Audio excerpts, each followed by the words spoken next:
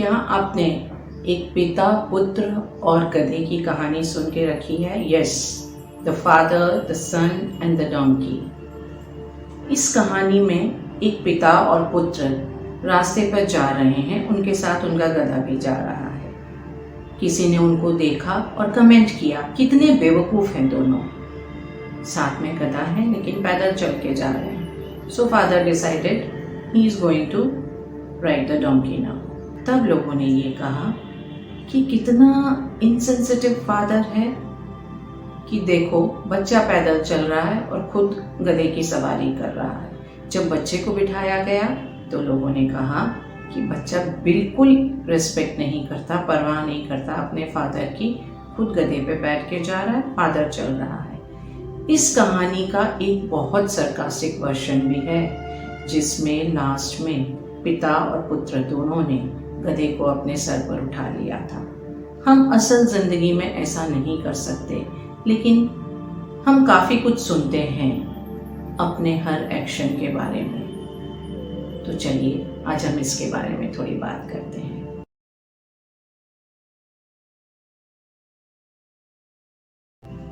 Hello all, मैं वर्षा।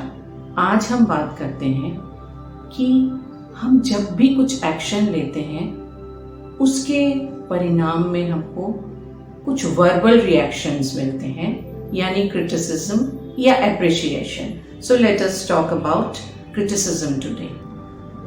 आपने जो कुछ भी काम किया है उसमें या तो गलती या कमी निकालना इस क्रिटिसिज्म। तो हम सब अपनी लाइफ में कहीं ना कहीं, कभी ना कभी, किसी न किसी से कुछ क्रिटिसिज्म सुनते हैं। ये क्रिटिसिज्म कितने तरीके की होती है? Criticism is of 3 types.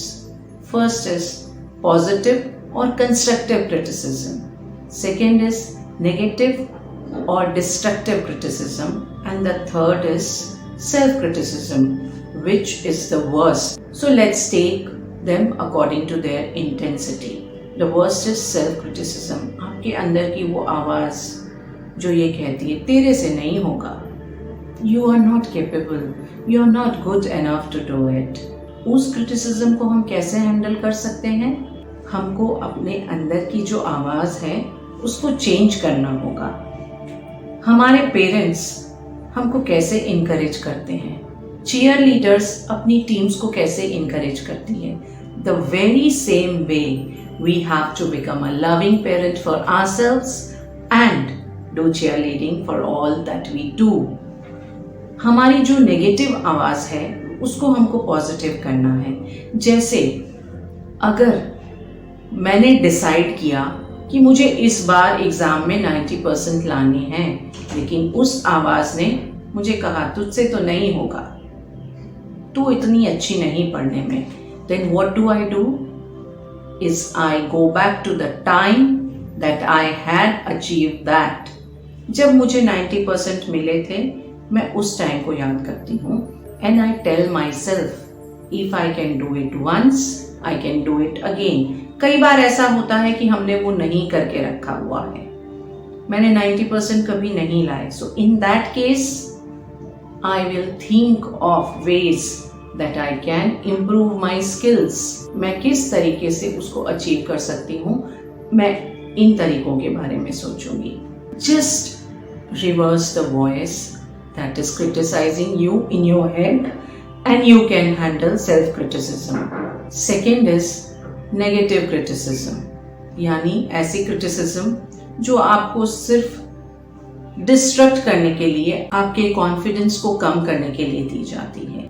सबसे पहले हम ये देखेंगे क्या इस क्रिटिसिज्म में कुछ सच्चाई है? नहीं है।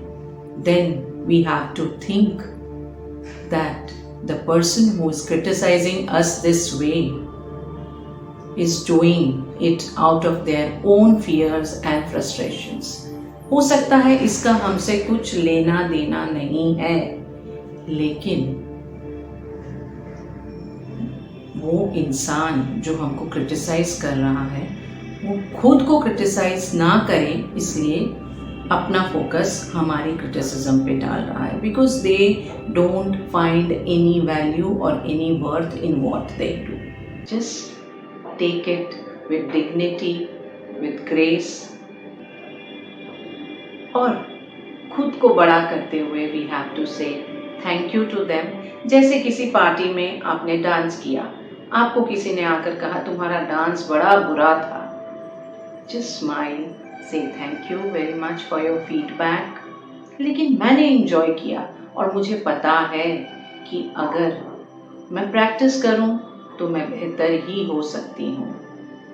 So that's the way you handle negative criticism. Third is positive criticism. It is a criticism which is meant to improve you, better you. इस तरह के क्रिटिसिज्म की हमको वैल्यू करनी चाहिए, लेकिन हम किस तरीके से वैल्यू कर सकते हैं? सबसे पहले हम कुछ क्वेश्चंस खुद से करेंगे।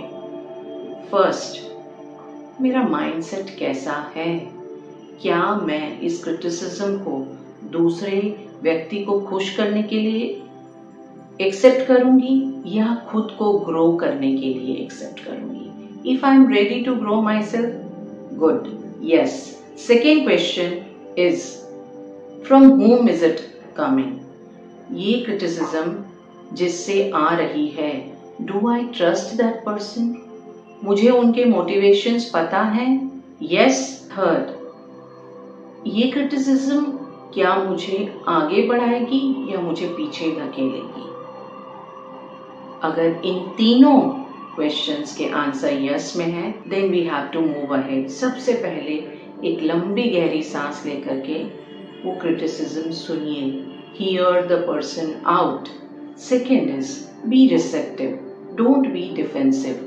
हम सब खुद को जस्टिफाई करने लग जाते हैं, लेकिन जहाँ जस्टिफिकेशन शुरू हो जाता है वहाँ चेंज की संभावना कम हो जाती है।